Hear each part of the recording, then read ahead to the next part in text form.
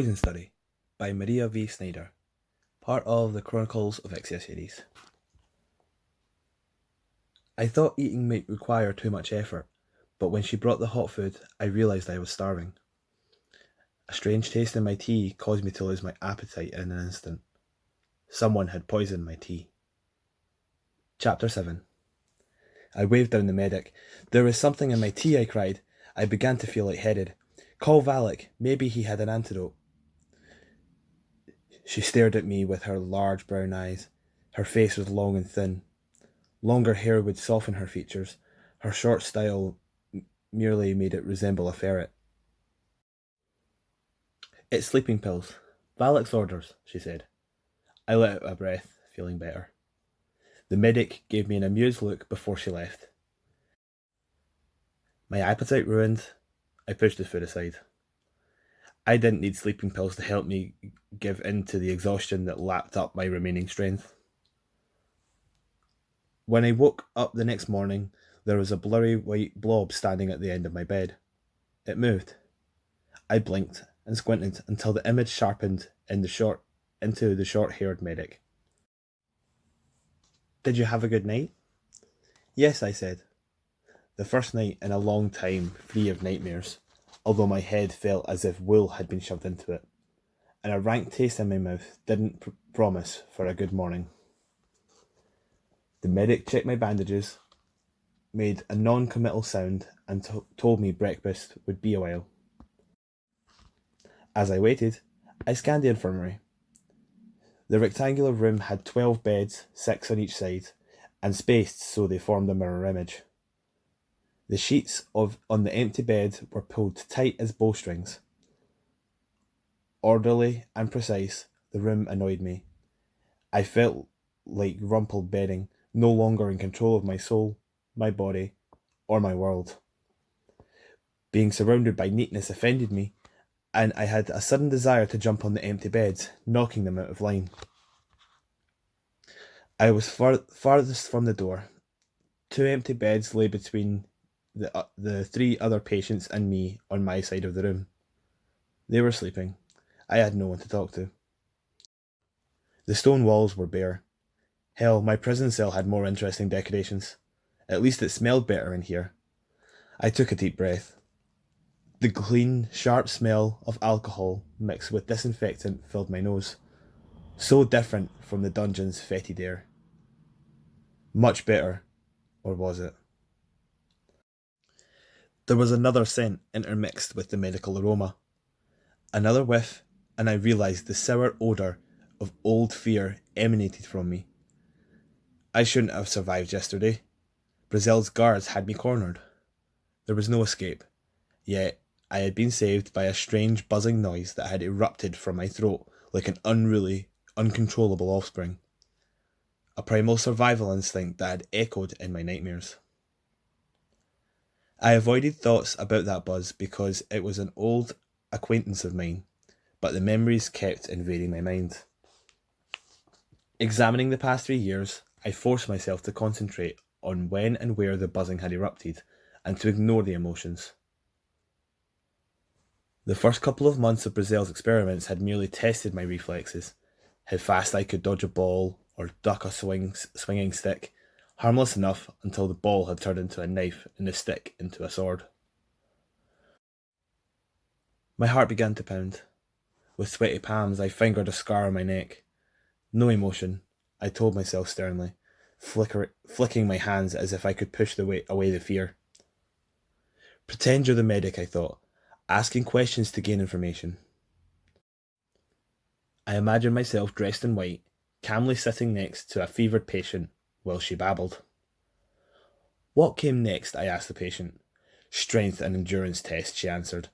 Simple tasks of lifting weights had turned into holding heavy stones above her head for minutes, then hours. If she dropped the stone before the time was up, she was whipped. She was ordered to clutch chains dangling from the ceiling, holding her weight inches above the floor until Brazil or Rayhad gave permissions to let go. "When was the first time you heard the buzzing?" I prompted the patient.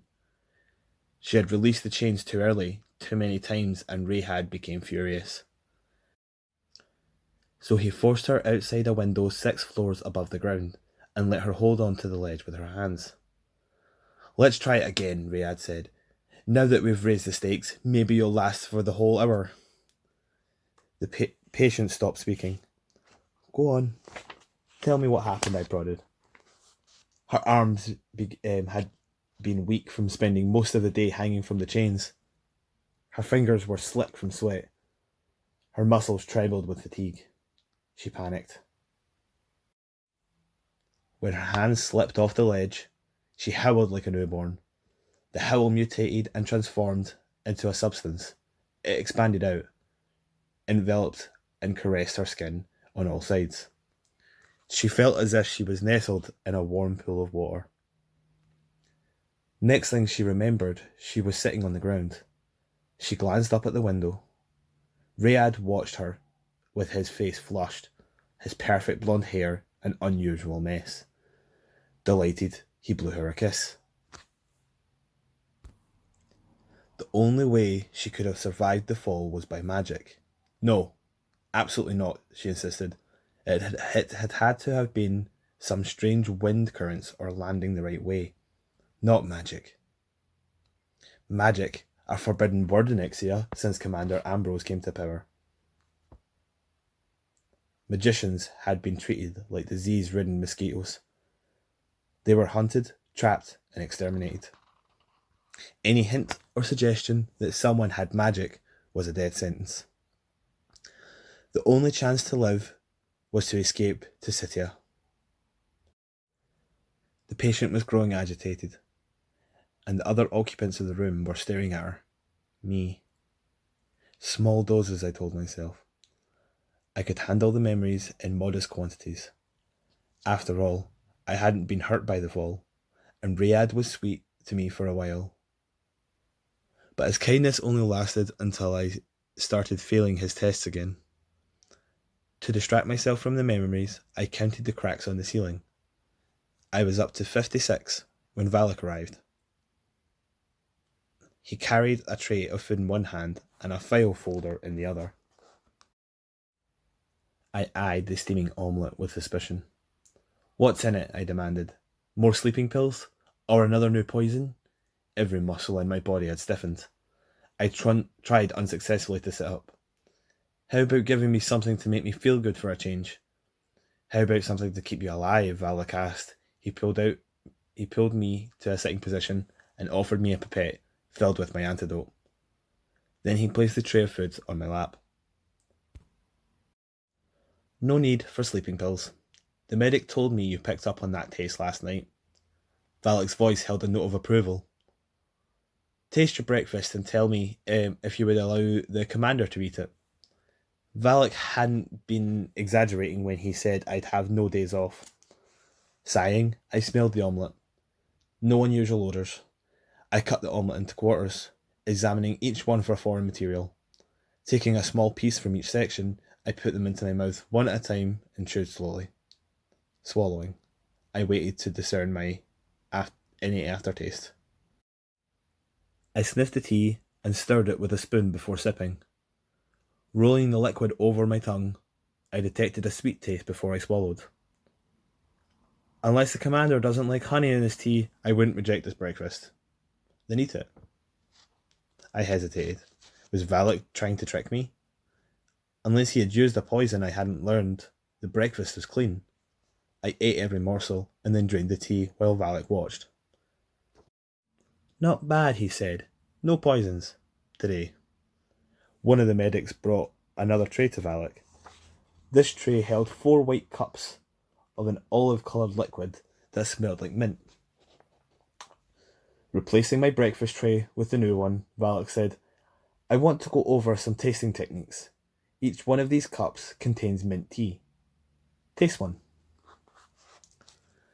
Clasping the closest mug, I took a sip. An overwhelming flavour of mint pervaded my mouth. I choked. Valek grinned. "Taste anything else?" I attempted another mouthful. The mint dominated. "No." "All right, now pinch your nose tight and try again." After some fumbling with my bandaged arm, I managed to gulp the tea while holding my nose. My ears popped. I marvelled at the taste. Sweet, no mint. My voice sounded silly, so I released my grip. Immediately, the mint eclipsed the sweetness. Correct. Now try the others. The next cup of tea had a sour taste. The third had a bitter flavour, and the fourth was salty. This technique works for any drink or food. Blocking your sense of smell eliminates all flavours except sweet, sour, bitter, or salt. Some poisons are recognisable by one of those four flavours. Valek paged through his folder. Here is a complete list of human poisons and their distinct tastes for you to memorise. There are 52 known poisons. I looked through the inventory of poisons. Some of them I had already smelled. My love was at the top of the list. This list would have saved me from the dizziness, nausea, headaches, and occasional disillusional effects of the poison. I brandished the paper in the air. Why didn't you just give me this list instead of making me sample my love? Valek stopped paging through his folder. What would you have learned from a list? Cat's gut tastes sweet. What does that taste like? Honey sweet? Apple sweet? There are different levels of sweetness, and the only way to learn them is to taste them for yourself. The only reason I'm giving you this list is because the commander wants you working as soon as possible. Valek snapped his folder shut.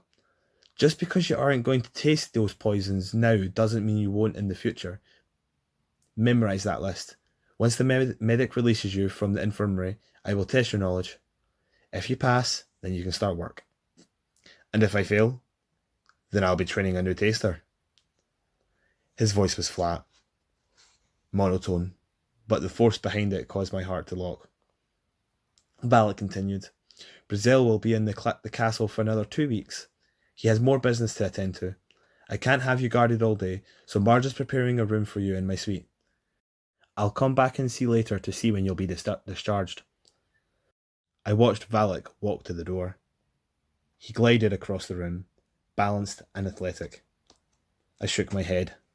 Thinking about Valek was the absolute worst thing I could be doing. Instead, I focused on the list of poisons clutched in my hand. I smoothed the paper out and hoped my sweat hadn't smeared the ink. Relieved the writing was legible, I began to study. I barely noticed when the medic came to check on my arm. She must have taken the tray of teacups because it disappeared from my lap. I had blocked out all the noise and commotion of the infirmary, so that I jumped when a plate containing a round pastry was thrust under my nose. The arm that held the plate was Rand. His grin was gleeful. Look what I smuggled past the medic, mummy. Go ahead, eat it before she comes back. The warm dessert smelt like cinnamon, melted white icing dripping down the sides, causing the cake to stick to my fingers when I picked it up. I examined the pastry closely, inhaling the aroma in search of a foreign smell. One small bite revealed multiple layers of dough and cinnamon. My God, Yelena, you don't think I'd poison it? Rand's face was pinched tight, as if he was in pain. Exactly what I'd been thinking, but admitting it to Rand would offend him. His motives for being here were unclear. Seeming nice and friendly, he could be holding a grudge over his friend Oskov, the previous food taster. But then again, he was a potential ally. Who better to have on my side? Rand, the cook whose food I'd be eating on a daily basis, or Valek, the assassin who had a nasty tendency of poisoning my meals? Occupational hazard, I tried. He grunted, still put out. I took a big bite of the pastry. Wonderful, I said, appealing to his ego to give me another chance. Rand's face softened. Good, isn't it? My latest recipe. I take a long strip of pastry dough, cover it with cinnamon, roll it up into a ball and bake it. And then spread the icing on while it's hot. I'm having some trouble with the name though. Cinnamon cake? Ball? Swirl? Rand stopped his rambling to find a chair. After quite a bit of twisting to compensate for his unbendable left leg, he finally settled into a comfortable position. While I finished the pastry, Rand continued. Don't tell Medic Mummy I gave you that. She doesn't like her patients eating anything but a thin gruel. She says the gruel promotes healing. Well, of course it has an effect. He threw his arms up, exposing several burn scars around his wrists. It tastes so terrible that anyone would get better just to get a decent meal. The wild gesture caused the other patients to glance our way. Rand leaned in closer to me and asked in a quiet voice, "So, Yelena, how are you feeling?"